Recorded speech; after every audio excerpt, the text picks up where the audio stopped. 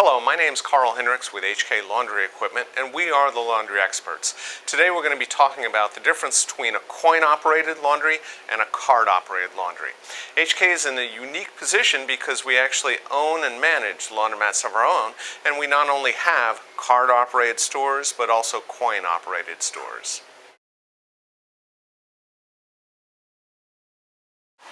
The majority of laundromats are coin-operated laundromats. The advantage of the coin laundromats are it's 100% customer acceptance. Customers are used to dealing with quarters, they're used to putting quarters in the coin slots, so there's 100% acceptance. It's easy to use, it's easy to understand, even if English isn't their primary language, and frankly, it's the least expensive vending system out there.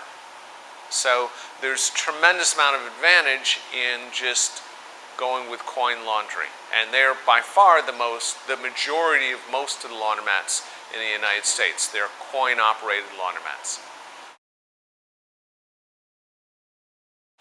The disadvantages of a coin-operated laundromat is that we need to manage quarters, and we have to manage them all the time.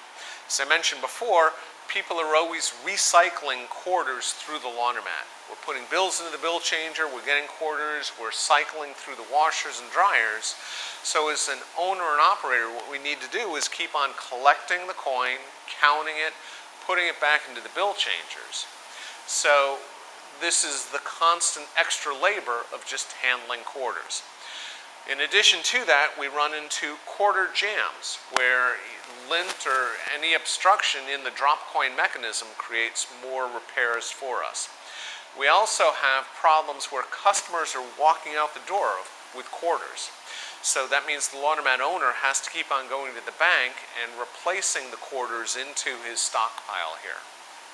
We also have a non-audit capability in a quarter-operated store. And so if you have partners, this creates issues or potential issues. It also creates a problem where it's really tough when you start to go on vacation. The store is not brother-in-law approved as with a card store. And with a quarter-operated, coin-operated store, you always need bill changers.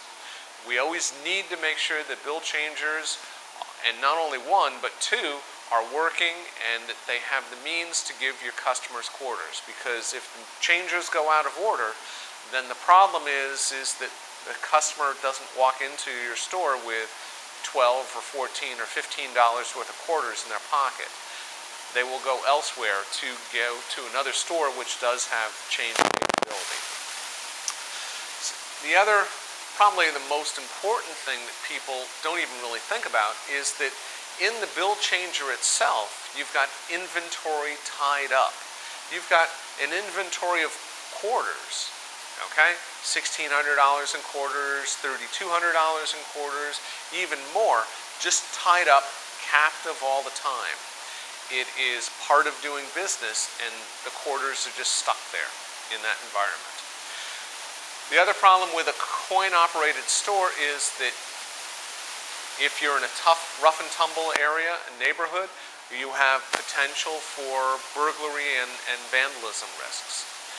That's not necessarily the case with a card-operated store. So these are all disadvantages of operating a laundromat under the old status quo with quarters. The advantages of a card-operated store are many. Probably the biggest and the most important is penny increment pricing. Instead of charging $5.75 for a wash in a coin-operated store, we can charge $5.99.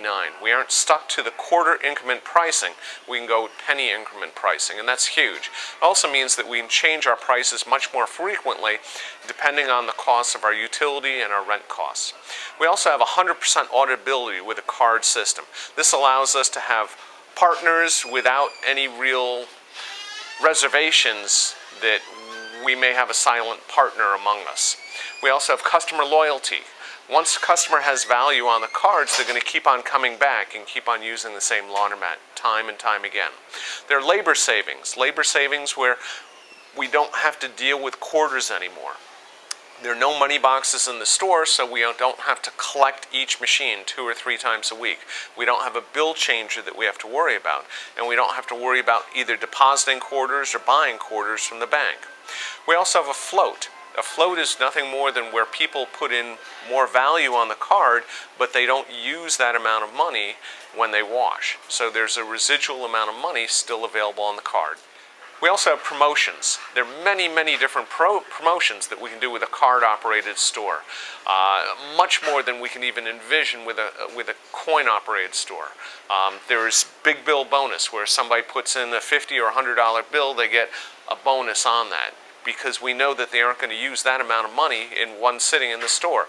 We've got customer loyalty, where there is actually a wash to win, where you can actually gain points for every wash that you do in the store and eventually get a free wash. Very similar to a bingo card in a regular store. We can do time of day promotions, not only once but in 3 different levels. We actually have different pricing for different cycles, depending on the make and the manufacturer of the machines. So there are a tremendous amount of promotions that are available on a card-operated store that just aren't available in a coin-operated store. We also have the ability to use credit cards, where people can swipe credit cards and then put that value directly on in the card, the laundry card. The ability there is that we can actually put a certain amount in. Most stores have a $5 minimum, but once they hit that, a customer could swipe $5.79 and put it onto their laundry card. So there's big advantages there. The other advantage is we can actually track our customers. We actually can go and drill down, and as long as customers have registered, we can give them a call if we haven't seen a card activity in a month or so, and give them a call and find out why they have not been visiting our store. Maybe it's something we did, maybe it's something an attendant did, maybe it's a wrong that we didn't even realize, but it gives us the ability to track and drill down on our customers.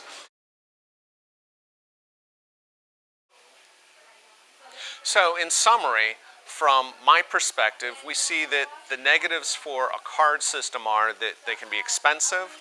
We've got the cards themselves that are expensive. We may need networking depending on the system. We've got customer resistance to just having to do laundry with a card system rather than a coin or a cash system. And probably the biggest negative is deposits, card deposits, where customers have to choose for a deposit on a card. These are really, as we see, the perceived negatives of a card system.